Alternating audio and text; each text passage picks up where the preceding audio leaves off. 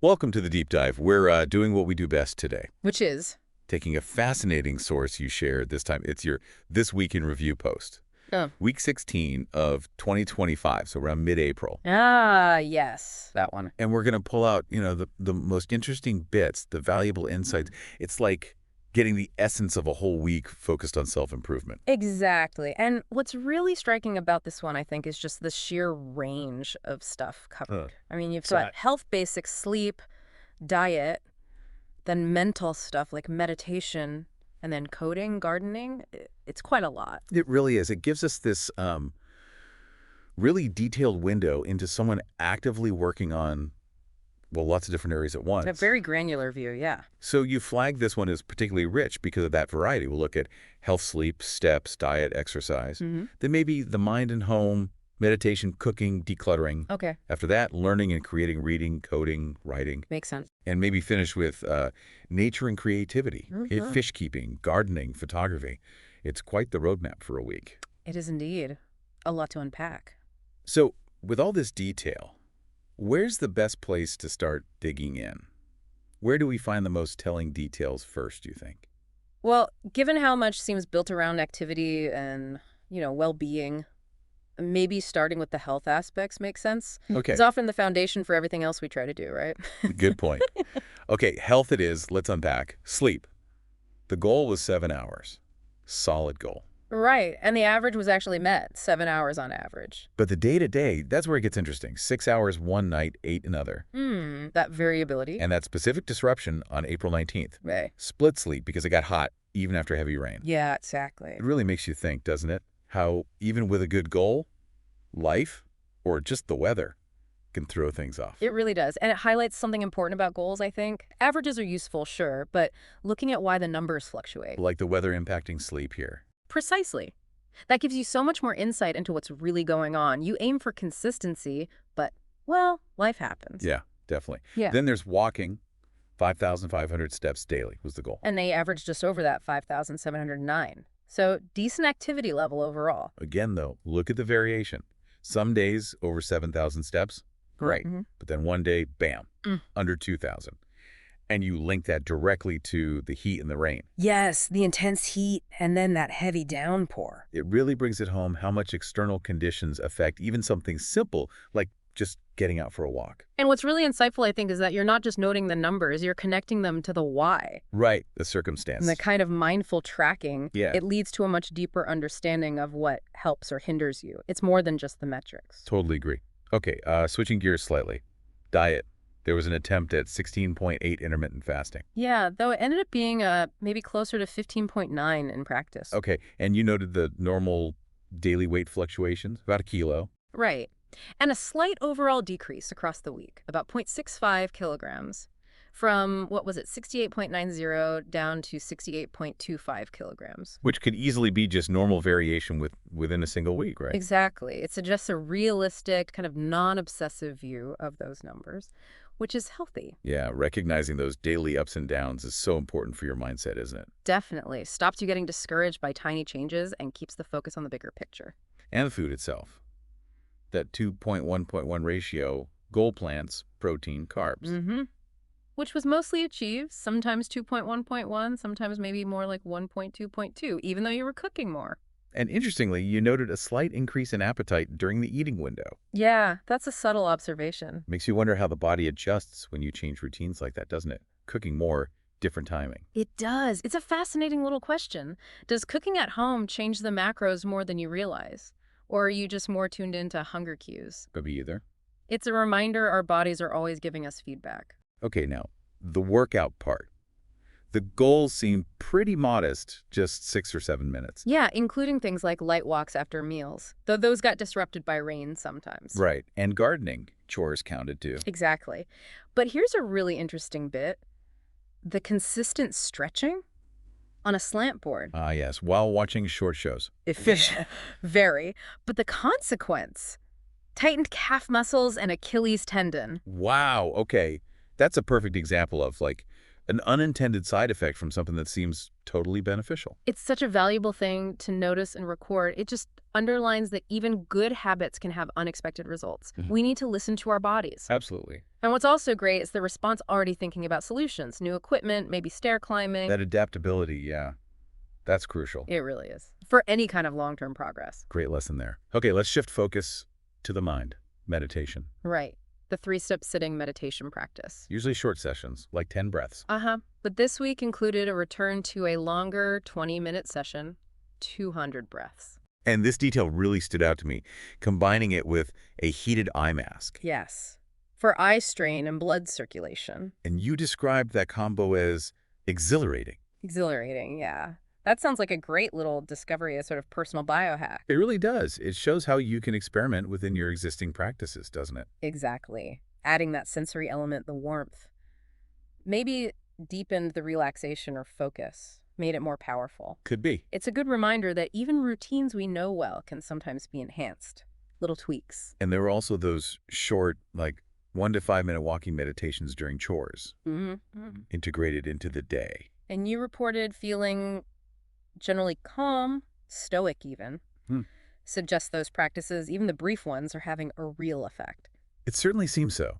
Those short bursts of mindfulness during everyday tasks can really add up, contributes to emotional regulation. You don't always need a long formal sit-down session then. Apparently not. Yeah. Every little bit helps. Okay, moving inside the home. Yeah. Cooking. Goals there were about taking control of what you eat, learning skills, prepping veggies quickly. And we see some concrete examples, which is great, like the occasional vegetable and egg soup. And learning to make an egg omelet with spinach. Yeah, simple practical steps. Building those healthier habits piece by piece. It shows turning intentions into actual actions, doesn't it? Definitely. Then decluttering. Using that strategy. One item on the way to the kitchen. A simple rule, but effective over time. It sounds like progress is being made, especially in the master bedroom, aiming for that minimalist feel, just a bed and a lamp eventually. That's quite a vision. But then there's also the mention of, well, lingering projects. Workspace paperwork is ongoing, but replacement curtains in a neglected drawer kind of stalled. And that's important too, that touch of realism. Yeah. Self-improvement isn't instant perfection, is it? It's about the ongoing effort, and acknowledging some things just take longer or get stuck for a bit. Very relatable. Very true. Okay, let's look at learning and creating now. Reading first. Right. The intentions were improving writing, consuming wisely, boosting mental health. And there's a specific book mentioned something about controlling blood pressure, sugar, lipids. Ah, yes, the guidelines for controlling the 3 highs. But that hadn't actually been started yet during this week. No, not yet. But still skimming other things, fiction, old magazines, books owned for a long time. So still engaging with reading, just maybe more varied or exploratory than planned. Exactly. Which isn't necessarily a bad thing. It paints a picture of broad intellectual curiosity, you know? Specific goals are good, but that exploratory reading serves a purpose too. Relaxation, perhaps. Makes sense. Now, coding. The goal was daily contributions to open source projects. Yep, across several languages listed. Go, Python, Elixir, Erlang, Rust. Ambitious. And the focus this week seemed quite foundational trivial typos, updating CI configurations. Which are those automated checks, yeah. Essential maintenance work, really. Important, but maybe not the most exciting stuff sometimes. Probably not, but crucial for keeping those projects healthy. Someone has to do it. True. And also evaluating a tool called Aider with a specific experimental AI model. Yeah, Gemini 2.5 Pro XP0325, using it for a personal Python project. Driven by, it says here, intellectual curiosity and a sense of getting older. A relatable motivator for many of us, I suspect. That drive to keep learning, keep up with new tech like AI tools. It's proactive. Definitely. Then writing. Goal, 2 posts daily, plus reviewing old ones. And an interesting observation. An AI chatbot seems to be picking up your writing style. That is fascinating. Shows how sophisticated these things are getting, learning our patterns. It really does. And there's also that noted desire wanting to write more about Elixir, the programming language. But that's still an aspiration at this point, not yet fulfilled. Right. Which, again, is normal. Intentions sometimes take a while to turn into action. Perfectly okay. Okay, last section. Nature and creativity, fish keeping. Yes, the goal there was experiencing the joy of it, maybe breeding them eventually. But the yellow-blue rack setup hadn't progressed. No. And the search for fish and plants for those outdoor container ponds was also ongoing, without specific progress noted this week. So it shows that some hobbies just need more groundwork before you really get going. Absolutely. Enthusiasm is great, but then comes the research, the setup, finding the right species. The practical stuff. Exactly. Lack of immediate progress doesn't mean the goal is gone, just reflects the reality of starting something new like that. Got it. What about gardening? Aiming to improve health, connect with nature, learn a skill. Growing specific plants, like portulaca, seed germination had resumed. Okay, so some action there. And plans to share more details about other plants later. Right. And interestingly, linking back to decluttering, the gardening workspaces, like the backyard balcony, are also being decluttered. Okay. But similar to the bedroom, those plant racks haven't been sorted yet. Still a work in progress. It really seems like organizing the space often has to come first, doesn't it? It often does. You need to prepare the environment before you can fully jump into the activity itself. That ongoing tidying shows commitment, though. Good point. Okay, lastly, photography. Goal. Capture memories, be creative. And here's another one of those neat practical discoveries. Oh, was it? Finding out that the mobile phone's portrait mode can actually create macro-style shots. You know, close-ups with a blurred background. Oh, interesting. Without needing a special lens. Exactly. Which led to the question, do I even need a dedicated macro lens right now? That's clever. Making the most of the tech you already have. A question lots of people with camera phones might wonder about. It really highlights that value of just experimenting, exploring what your current tools can do. Sometimes the results surprise you. Avoids maybe buying new gear unnecessarily, too. Precisely. Look closely at what you've got first. Wow. Okay, that was quite the tour through a single week. It's really remarkable how much insight you can get from this kind of detailed review. It truly is. A really comprehensive approach to self-improvement in action. For me, a few things really stood out. Like what? Definitely how weather messes with basic health goals. That surprising side effect from the slant board stretching, but then the quick thinking to adapt. Yeah, the adaptability is key. And that exhilarating meditation with the eye mask. That was good. A nice little innovation. And the photography hack, using portrait mode for macro. Smart. What strikes me most, looking back over it all, is the consistent self-awareness. It's not just checking boxes, it's actively observing, analyzing, connecting the dots between different areas of life and the goals. That level of reflection, it seems incredibly valuable. It really is. So thinking about this deep dive we just did, it makes you wonder, doesn't it, for anyone listening?